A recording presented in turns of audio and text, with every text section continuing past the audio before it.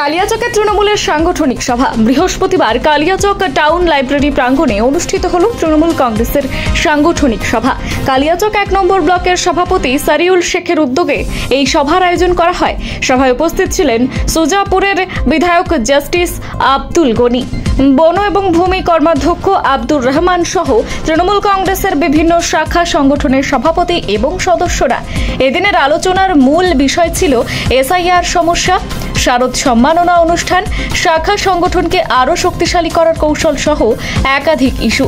Block সভাপতি সারিউল শেখ স্পষ্ট জানিয়েছেন, 2026-এর বিধানসভা ভোটে এসআইআর এর কারণে যদি কোনো ভোটারের নাম বাদ যায় তবে আমরা ছেড়ে কথা বলবো না। তিনি আরও বলেন, প্রতি বছরের মতো এবছরও শারদ সম্মাননা অনুষ্ঠান অনুষ্ঠিত হবে এবং কালিয়াচক 1 নম্বর ব্লকের প্রতিটি পুজো মণ্ডপে তৃণমূলের নেতৃত্ব উপস্থিত থাকবেন। সভা থেকে জানানো হয়, দুর্গাপুজোর পরে নতুনভাবে ব্লক এবং অঞ্চল কমিটি গঠন করা হবে।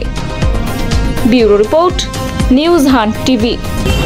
কালিয়াচক 1 নম্বর ব্লক তৃণমূল কংগ্রেস কমিটির ডাকে আজকে আমাদের একটা সাংগঠনিক সভা ছিল।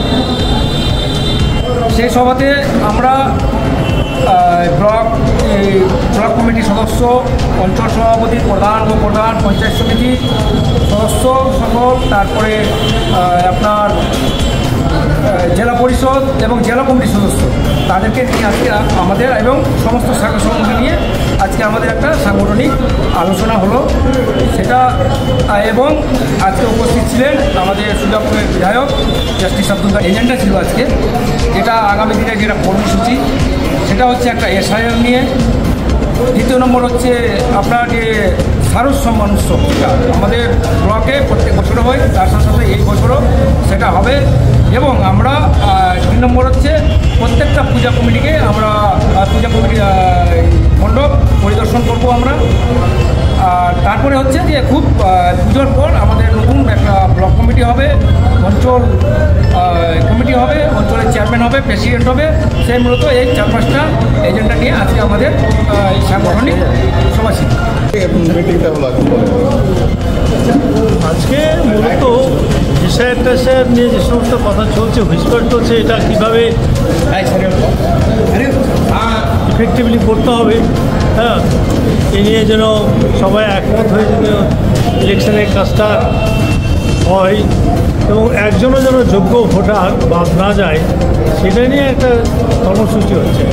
পার্টি এর জন্য কী ব্যবস্থা নিচ্ছে? কোনো পাবলিককে সচেতন করা বা কোনো কিছু আপনারা পার্টির পক্ষ থেকে, কি আপনাদের দলের পক্ষ থেকে পাবলিকের কাছে আগে আগাম এটা জানানোর জন্য কোনো প্রোগ্রাম নিচ্ছে? সেটা প্রয়োজন ভিত্তিক এটা আলোচনা হচ্ছে, একটার পর একটা ফেজ ওয়াইজ হবে। এসআইআরটা এখানে তো প্র্যাকটিক্যালি শুরু হয়নি, ওটা শুরু হওয়ার মধ্যে আছে, তাই না? এবং এই জন্য কার কি সাজেশন, কার কি মতামত, এই নিয়ে আলোচনা চলছে, সেটা সিদ্ধান্ত আসবে।